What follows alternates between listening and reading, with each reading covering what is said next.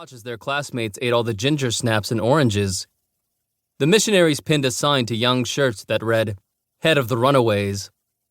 Young kept this adventurous spirit with him all his life. At age 19, he set sail again, this time to the United States to continue his education. Young attended Yale College, where in 1854, he became the first ever Chinese student to graduate from an American university.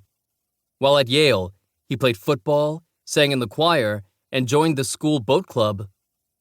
Young received U.S. citizenship while at college, but it was taken away 50 years later by the Naturalization Act of 1870.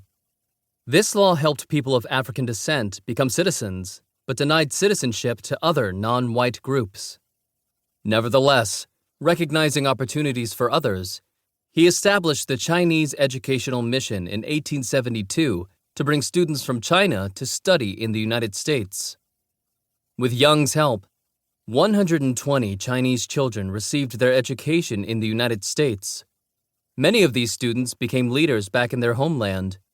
Among Young's students, Zhan Tianyu helped create China's railroad system, and Tang Guoan founded the Tsinghua School, which grew to become one of China's most prestigious universities.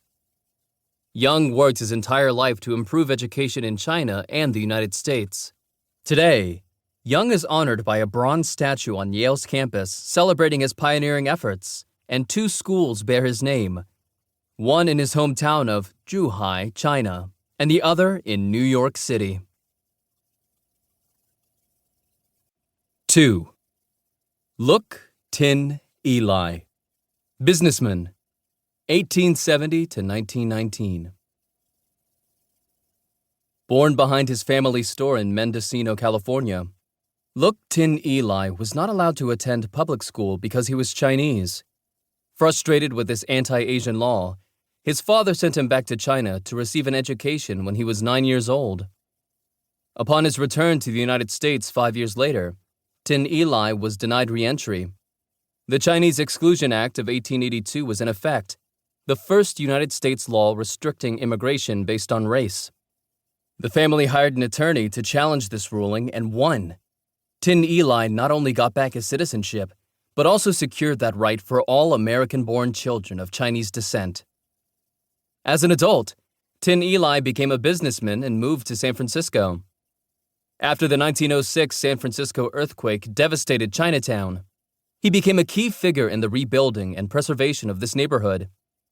For years, Chinatown had faced prejudice, as many white people considered this location dirty and unsafe. After the earthquake, local government officials thought this was an opportunity to have Chinese immigrants move to a more remote, less desirable location. Along with other Chinatown leaders, Tin Eli came up with a plan to hold on to their homes. Aware of the negative sentiment that people had for Chinatown, he hired white architects to help rebrand Chinatown. He wanted to create a place with buildings that looked like fairy palaces.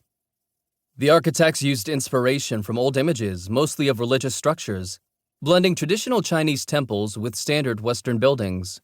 With pagoda-style roofs and bright colors, the neighborhood even offered Americanized structures, like a Chinese hospital that provided Western medicine and a YMCA in 1911. Tin Eli's plan worked, and the reputation of his community changed. Curious visitors were fascinated by the unique buildings of the new Chinatown. This vibrant style was so successful that his vision has been replicated in cities across the world. This unique blend of architectural style is part of Chinese American history and has inspired the colorful Chinatowns we know today. 3. Tai Lung Schultz, activist, August 24, 1887 to March 10, 1972. Chinese-American Tai Lung Schultz grew up in a poor family in San Francisco's Chinatown. As a child, she was able to go to a school run by Christian missionaries where she learned English. When she was 12 years old, her parents arranged for her to marry an older Chinese man living in Montana. While this practice was not unusual within the Chinese-American community at the time, Tai wanted none of it. She refused and fled to a shelter run by the Presbyterian Mission Home.